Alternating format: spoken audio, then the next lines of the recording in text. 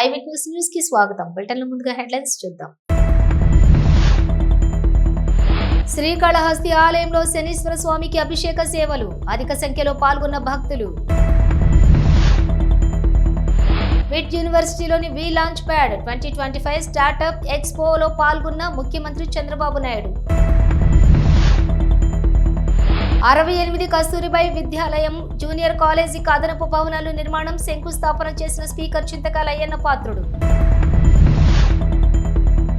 ఉగ్రవాదుల ఏరివేతలో భారత సైన్యం జోరు, టెర్రరిస్టుల లక్ష్యంగా దాడులు. పాస్టర్ ప్రవీణ్ పగడాల హత్యకు నిరసనగా శాంతి ర్యాలీ, అధిక సంఖ్యలో పాల్గొన్న క్రిస్టియన్స్. మాజీ మంత్రి జానారెడ్డితో ముఖ్యమంత్రి రేవంత్ రెడ్డి భేటీ, పలు కీలక అంశాలపై చర్చ.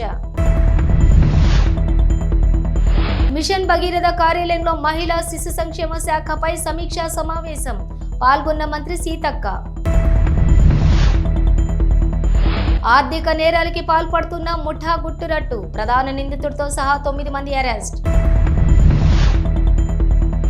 విశాఖ నగర మేయర్గా పీలా శ్రీనివాసరావు, పెద్ద ఎత్తున హాజరైన కూటమి నేతలు కార్యకర్తలు.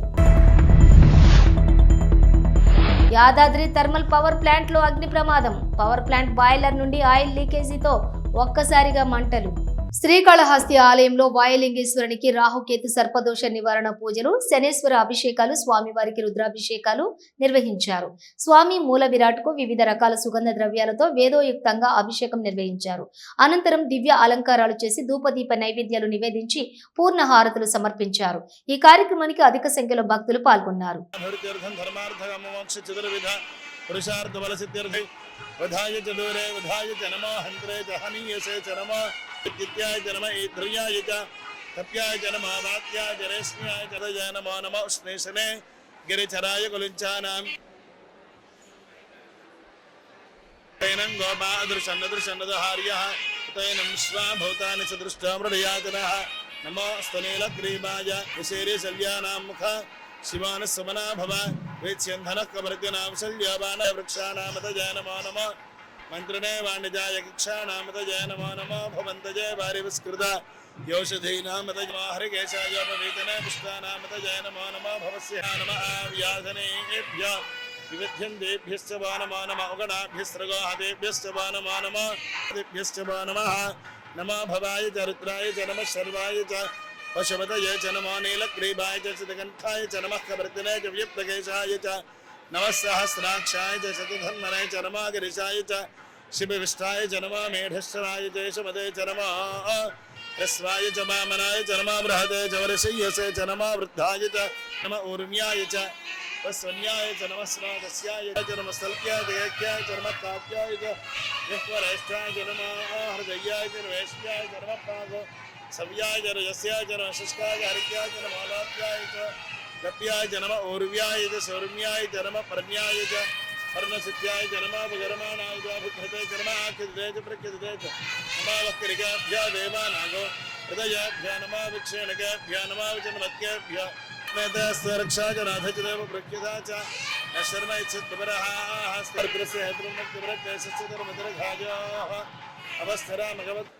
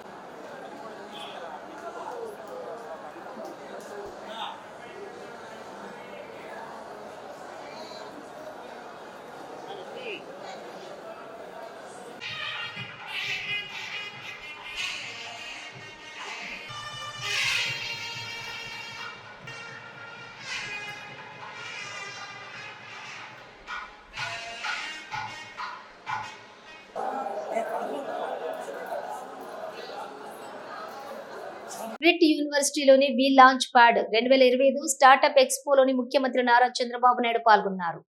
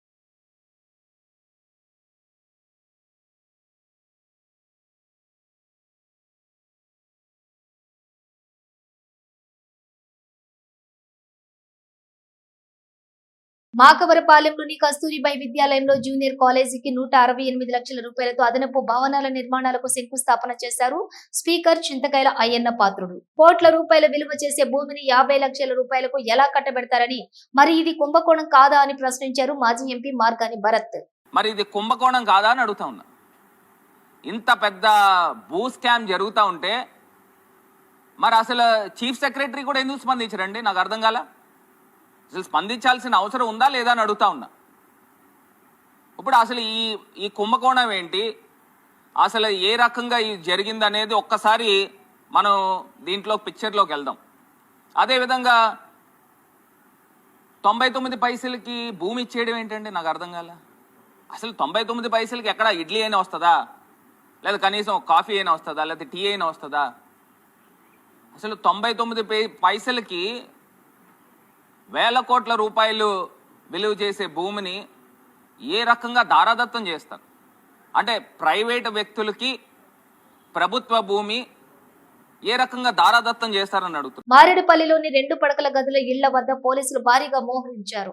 2 పడక గదుల ఇళ్లలో అక్రమంగా కొంతమంది ఉన్నారన్న సమాచారంతో రెవెన్యూ అధికారులతో కలిసి విచారణ జరుపుతున్నారు. 2 పడకల గదుల ఇళ్లలోకి వెళ్లకుండా బారికేడ్లను వేసిన పోలీసులు లోపలికి వెళ్లేందుకు ఎవరికీ అనుమతించట్లేదు. మారేడుపల్లిలో గత కొంతకాలంగా ఖాళీగా ఉన్న 2 పడకల గదుల ఇళ్లను కొంతమంది అక్రమంగా చేసుకుని అందులో నివాసం ఉంటున్నట్లుగా ఫిర్యాదులు రావడంతో రెవెన్యూ అధికారులు ప్రత్యేక దృష్టి సారించి పోలీసుల సహాయంతో వారిని గుర్తించే పనిలో ఉన్నారు. అక్రమంగా ఉండే వారిపై చర్యలు తప్పవని రెవెన్యూ అధికారులు స్పష్టం చేశారు.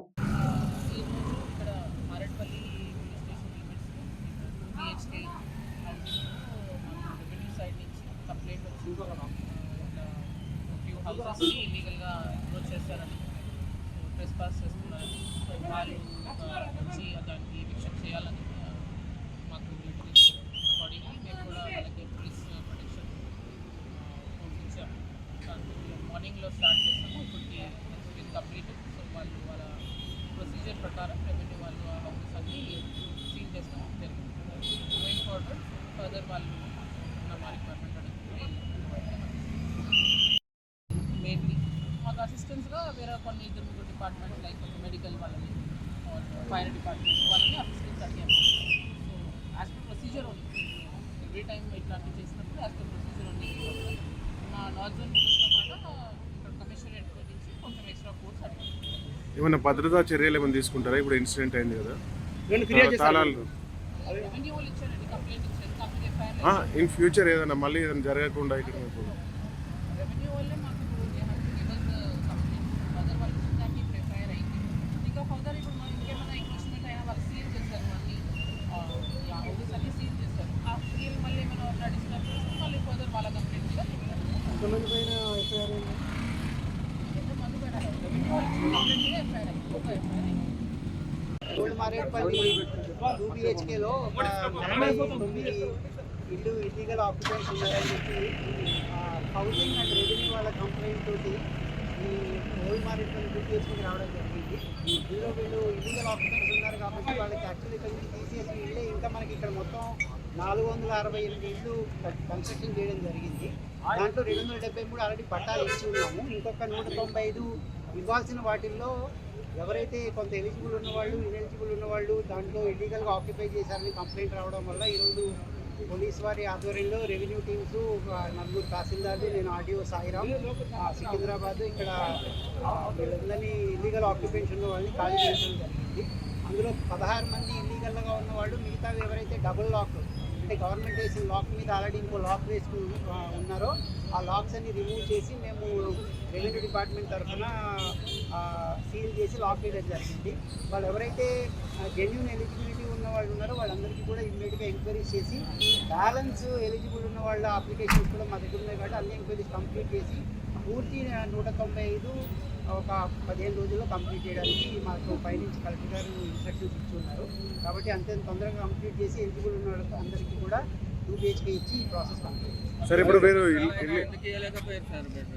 ఫస్ట్ ఫేజ్ సార్ దీంట్లో మల్టిపుల్ క్లెయిమ్స్ ఉన్నాయి. దీంట్లో ఏంటంటే ఏరియాని బట్టి ఎక్కువ ఇళ్ళు కావాలని ఇలా మల్టిపుల్ క్లెయిమ్స్ ఉన్నాయి, ఫ్యామిలీస్ ఎక్కువ ఉన్నాయని తక్కువ ఉన్నాయని. దీంట్లో ఫస్ట్ ఫేజ్లో ఎవరైతే సింగిల్ హౌస్ అంటే ఫ్రీ చేసిన ఇంటికి సింగిల్ హౌస్ చొప్పున 273 హౌసెస్ ఇవ్వడం జరిగింది. మల్టిపుల్ క్లెయిమ్స్ ఏ ఉన్నాయో అవి ఉండడం వల్ల కొంచెం డిలే అయ్యింది. ఇప్పుడు ఇమ్మీడియట్గా కంప్లీట్ చేసి 15 డేస్లో కంప్లీట్ చేసి 16 హౌసెస్ ఆక్యుపేషన్ ఉన్నవాళ్ళు వాళ్ళ లాక్ వేసుకుని మా లాక్ మీద వాళ్ళ లాక్ వేసుకున్న వాళ్ళు కూడా రిమూవ్ చేసి గవర్నమెంట్ తరఫున లాక్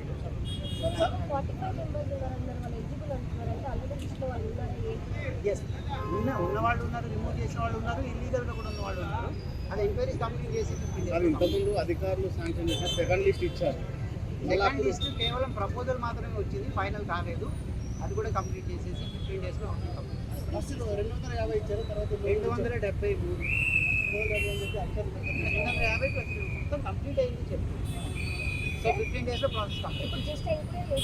ఎంక్వైరీ కాదు సార్, 15 డేస్లో ఎంక్వైరీ కంప్లీట్ చేస్తాం. పహల్గాంలోని బసరన్ లోయలో నరమేధం సృష్టించిన ఉగ్రవాదుల కోసం వేట మొదలైంది. ఈ క్రమంలోనే భారత సైన్యం ఆ ముష్కరుల ఇళ్లను పేల్చేస్తోంది.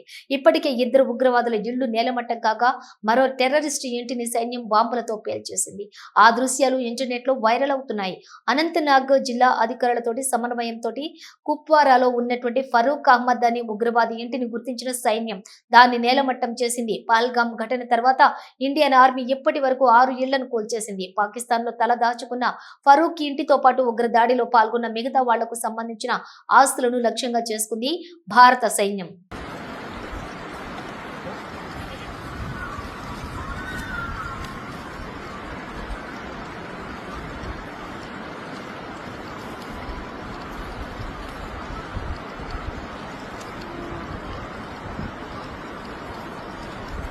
కూకట్పల్లిలో క్రిస్టియన్ మతస్థులు శాంతి ర్యాలీ జరిపారు. కూకట్పల్లి, శేర్లింగంపల్లి, కుత్బుల్లాపూర్ నియోజకవర్గంలోని క్రిస్టియన్లు ర్యాలీలో పాల్గొన్నారు. ఉగ్రవాదానికి వ్యతిరేకంగా పాస్టర్ ప్రవీణ్ పగడాల హత్యకు నిరసనగా శాంతి ర్యాలీ నిర్వహించారు.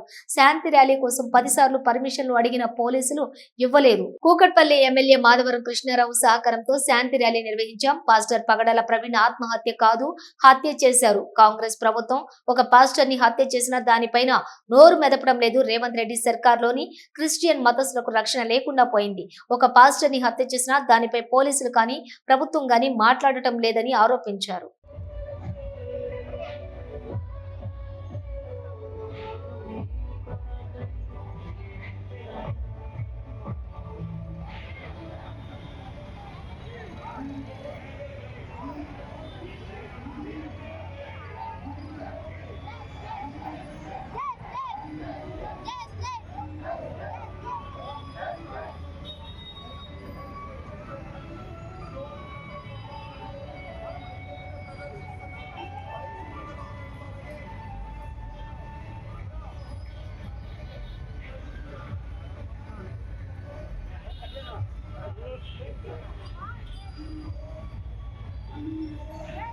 మాజీ మంత్రి జానారెడ్డితో ముఖ్యమంత్రి రేవంత్ రెడ్డి భేటీ అయ్యారు. ముఖ్యమంత్రితో పాటు భేటీకి హాజరైన వారిలో ప్రభుత్వ సలహాదారులు కేశవరావు, వేం నరేందర్ రెడ్డి ఉన్నారు.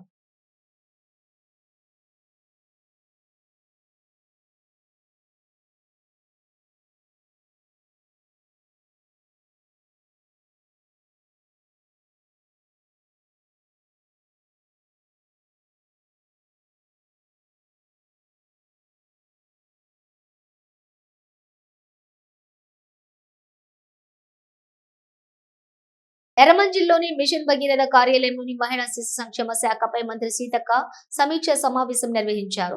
2025-26 యాక్షన్ ప్లాన్ పై చర్చ జరిగింది. ఈ కార్యక్రమానికి మహిళా అభివృద్ధి సహకార corporation chairman Bandru U Shobharani, వికలాంగుల సహకార corporation chairman Muthineni Veeraiah, TG foods chairman MA Faheem, మహిళా శిశు సంక్షేమ శాఖ కార్యదర్శి అనితా రామచంద్రన్, డైరెక్టర్ కాంతి వెస్లీ, అన్ని విభాగాల అధిపతులు, అధికారులు హాజరయ్యారు. బాలల హక్కుల పరిరక్షణ commission chairperson Seetha Dayakar Reddy, commission సభ్యులు పాల్గొన్నారు.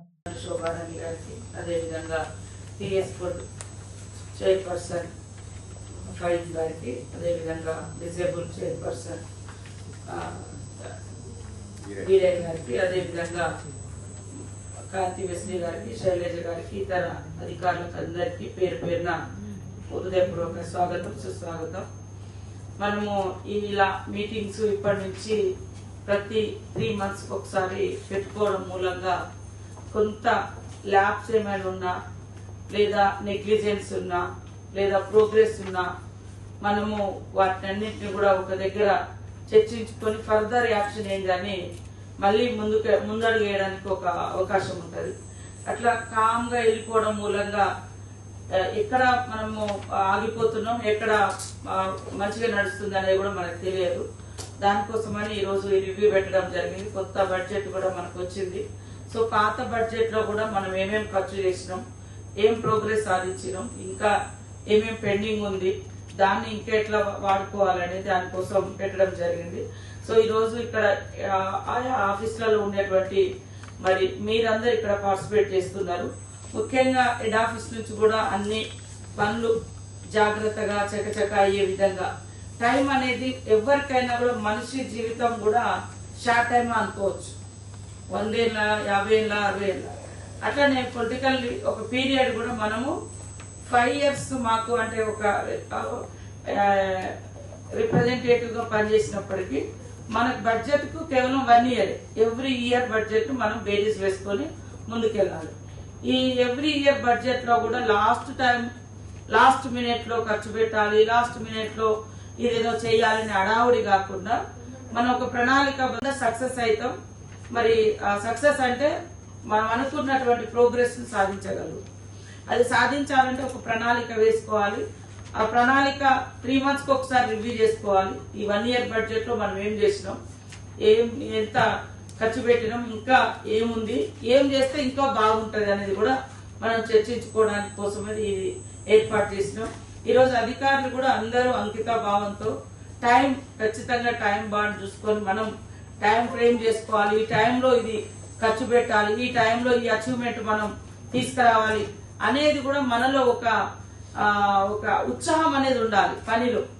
ఏదో వాళ్ళ పైన వాళ్ళు ఏదో నిర్ణయం తీసుకుంటారు మనం చేస్తామని కాకుండా ఇచ్చిన ప్రోగ్రామ్స్ అన్ని కూడా కరెక్ట్ గా ఇంప్లిమెంట్ అవుతున్నాయా లేదా, గ్రౌండ్ లెవెల్ దాకా సిచ్యువేషన్ ఏంది, గ్రౌండింగ్ అవుతుందా లేదా, ఆ గ్రౌండింగ్ అవడంతో ఎంత మనకు మన మహిళలు కానీ డిసేబుల్ కానీ లేదా అంగన్వాడీ సెంటర్ లో ఉండేటువంటి పిల్లల హెల్త్ విషయంలో కానీ న్యూట్రిషన్ కానీ ఇట్లాంటివన్నీ కూడా మనం రివ్యూ చేసుకోవడం అనేది పక్కాగా ఇప్పటి నుంచి ప్రతి 3 months ఒకసారి మనం చేస్తున్నాం.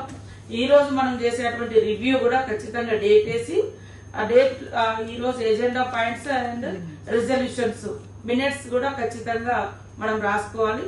ఆ మినిట్స్ ను మళ్ళీ 3 months తర్వాత ఖచ్చితంగా తిరిగి చూస్తే మనం తీసుకున్నటువంటి నిర్ణయాలు ఏంది, అందులో ఎంతవరకు మనం సక్సెస్ అయినాం, ఎంతవరకు గ్రౌండింగ్ అయింది అనేది కూడా ఒకసారి రిపోర్ట్ మనం ఎప్పుడు మళ్ళీ మీటింగ్ పెట్టే ముందు వారం ముందు మీరు కూడా జిల్లాల వారీగా రివ్యూస్ ఏర్పాటు చేసుకొని అక్కడ నుంచి రిపోర్ట్ తీసుకొచ్చుకుంటే మనకు కొంత సెల్ఫ్ సాటిస్ఫాక్షన్ ఉంటుంది. కింద కూడా గ్రౌండింగ్ అనేది బాగా జరిగేది మనకు తెలుస్తుంది. బాగా జరిగితే హ్యాపీగా ఉంటాం, బాగా జరగకుంటే మనము మన తప్పులు ఏమున్నాయో వెతుక్కొని ఆ తప్పులను మరొకసారి పునరావృతం కాకుండా వర్క్ లో కూడా నెగ్లిజెన్స్ లేకుండా మనమంతా అది చూసుకోవాల్సిన అవసరం ఉంది. లోన్ యాప్ల ద్వారా ఆర్థిక నేరాలకి పాల్పడుతున్న ముఠా గుట్టును విశాఖ నగర పోలీసులు రట్టు చేశారు. అందుకు సంబంధించి కేసులో ప్రధాన నిందితుడితో సహా 9 మందిని పోలీసులు అరెస్ట్ చేశారు. అలాగే 60 లక్షల విలువైన క్రిప్టో కరెన్సీని పోలీసులు సీజ్ చేసినట్లు పోలీస్ కమిషనర్ శంకబ్రత బాగ్చి చెప్పారు. 2000 లోన్ యాప్ లోని అప్పు తీసుకున్నటువంటి నరేంద్రను వేధించిన కేసులో పురోగతి సాధించినట్లుగా ఆయన తెలిపారు. అందరికీ నమస్కారాలు. ఈరోజు ఒక ఇన్స్టెంట్ లోన్ ఆఫ్ ఫ్రాడ్, అందులో ఫస్ట్ టైం మొదటిసారిగా 60 లక్షల విలువైన క్రిప్టో కరెన్సీ సీజ్ చేయడం జరిగింది. అందుకే ఈ ప్రెస్ మీట్ పెట్టి ఇది చూపెడదామని. అది ఇష్యూ వచ్చేసి ఒక ఇన్స్టెంట్ లోన్ యాప్ ఫ్రాడ్. మన అందరికీ తెలుసు. Next slide. ఎవరికైనా అప్పు కావాలంటే మన బ్యాంక్ దగ్గరికి పోతే అప్పు తీసుకుంటే వాళ్ళు రకరకాల డాక్యుమెంట్ అడుగుతారు, ష్యూరిటీస్ అడుగుతారు. అందుకే చాలామంది ప్రైవేట్ మనీ లెండర్స్ దగ్గరికి పోయి అప్పు తీసుకుంటారు. కొందరు ఆన్లైన్ లోన్ యాప్స్ నుండి అప్పు తీసుకుంటారు. అందులో ఆన్లైన్ లోన్ యాప్స్ అయితే 2 రకాలు ఉంటాయి. కొన్ని authorised by Reserve Bank of India, కొందరు unauthorised. Unauthorised loan apps instant loan apps అంటారు. ఎందుకంటే డాక్యుమెంట్ ఏం అక్కర్లేదు, మీరు అడిగినంత అమౌంట్ ఇమీడియట్గా ఇచ్చేస్తారు. కాబట్టి ష్యూరిటీస్ అక్కర్లేదు. అందుకే చాలామంది వెంటనే డబ్బు వస్తుందని లోన్ యాప్ నుండి డబ్బు తీసుకుంటారండి. అటువంటి చాలా లోన్ యాప్స్ చైనీస్ వాళ్ళు, మోసగాళ్ళు వాళ్ళు ఇటువంటి ఫ్రాడ్ చేస్తారు. సో ఇది కూడా అదే మాదిరిగా ఒక లోన్ యాప్, ఆ చైనీస్ మోసగాళ్ళు తయారు చేసిన లోన్ యాప్. విశాఖ నగర మేయర్ గా పీలా శ్రీనివాసరావు ప్రమాణ స్వీకారం చేశారు. ఈ కార్యక్రమం జీవీఎంసీ కార్యాలయంలో భారీ ఉత్సాహం మధ్య జరిగింది. మేయర్ గా పీలా శ్రీనివాసరావు బాధ్యతలు చేపట్టిన సందర్భంగా కూటమి నేతలు, కార్యకర్తలు పెద్ద ఎత్తున హాజరయ్యారు. కార్యాలయం వద్ద కోలాహల వాతావరణం నెలకొంది. మేయర్ కు శుభాకాంక్షలు తెలపడానికి వివిధ రాజకీయ పార్టీలు, ప్రతినిధులు, స్థానికులు కూడా వచ్చారు.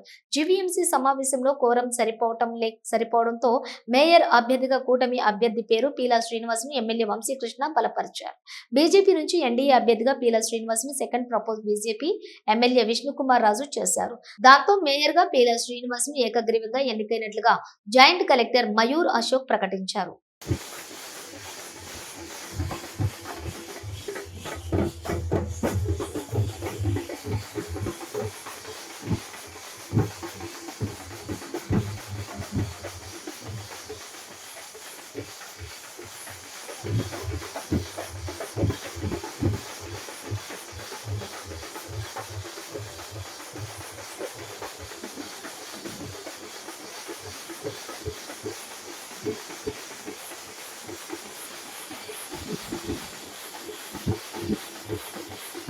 తెలంగాణ ప్రభుత్వం ప్రతిష్టాత్మకంగా చేపట్టిన యాదాద్రి థర్మల్ పవర్ ప్లాంట్ లో ఆదివారం రాత్రి అగ్ని ప్రమాదం చోటు చేసుకుంది. నల్గొండ జిల్లా వీర్లపాలెం వద్ద నిర్మిస్తున్న ఈ ప్రాజెక్టు యూనిట్ 1 లో తెల్లవారుజామున ఘటన జరిగింది. పవర్ ప్లాంట్ బాయిలర్ నుండి ఆయిల్ లీకేజీ అవడంతో ఒక్కసారిగా మంటలు చెలరేగాయి.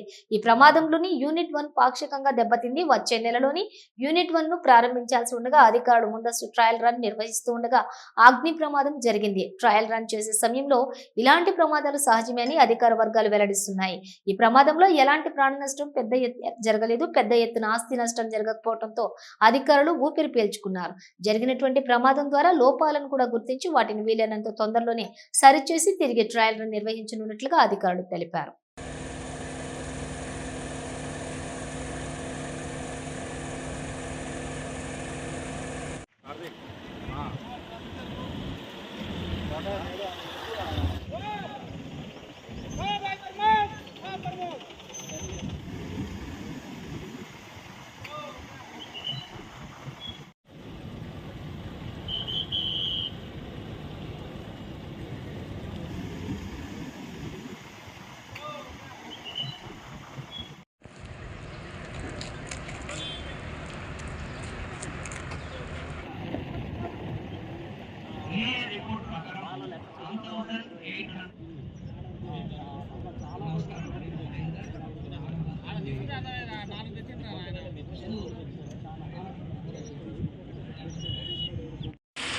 మరో బులెటిన్తో మళ్ళీ కలుద్దాం. అంతవరకు చూస్తూనే ఉండండి న్యూస్.